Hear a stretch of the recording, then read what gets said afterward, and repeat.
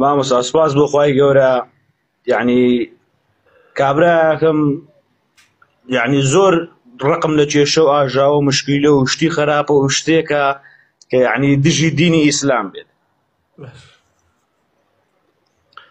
بەس مامۆستا ڕاستیەکەی ئەمن یعنی نوێژان تاکتاکە دەکەم، جاری وا نایکەم، جاری وا دەیکەم، جاری شێ بە بەردەوامی هەموو نوێژەکانم دەکەم.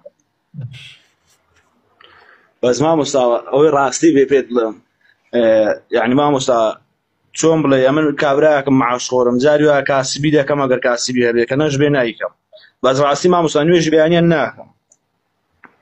یعنی مامۆستا ئەوەی خوش پێی ناخۆش بێم ڕقم لێ، بەڵام ڕاستم لەوانەیە پێشتر زۆر شتی هەڵام کرد بێ، بەڵام مامۆستا ماشەڵڵا یعنی چەند کاسبی دەکەم و معاشی وەردەگرم، هیچ شتێکم دیار نییە هەتا ئێستا. تۆ خەمی مەعاشەکەتە یا خەمی قیامەتە؟ وەڵام مامۆستا من گوێم لە معاشەکەی نییە، من بەس قیامەتم هەبێ دنیاشم ناوێت. لە ئێستایە ئەگەر ئاوا نوێژ بکەیت و ئاوا عیبادەتکەی قیامەتت نییە.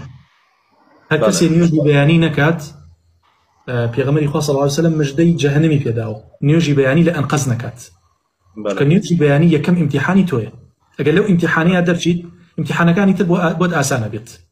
بۆیە نوێژێ دەکەیت و دوان ناکەی، سیانەکەیت و چوار ناکەی، ئەمە بەڕاستی مسلمانی تەواو نیت.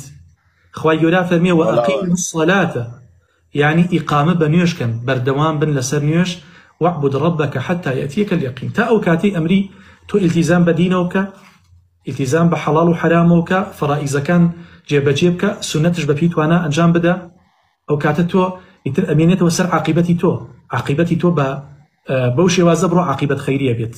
ئەگەر ئەم شێوازەی ئێستا بێ خوا پەنامان بە عاقیبەت خەیر نابێت. و مەسەلەی مەعاش و بژێوی ژیانیشت، من وا ئەزانم هەر کەسێک دڵی ڕەبت بێ بەخواوە، خوای پەروەردگار کێشەکانی دنیای بۆ ئاسانەکات و بۆی حەلەکات. چەندی کێشەکەت قورس بێ خوای گەورە لەسەری سووکەکات. باوەڕت هەبێ وەیەرزقه من حیث لا یحتسب، هێندە ڕزق و ڕۆزیت ئەبارێنێ بەسەرا، خۆت تەسەور نەکەی، ئەڵێی خوایە گیان ئەمە لە کوێوە هات، ئەم بەرەکەتە چی بوو تووشی من بوو.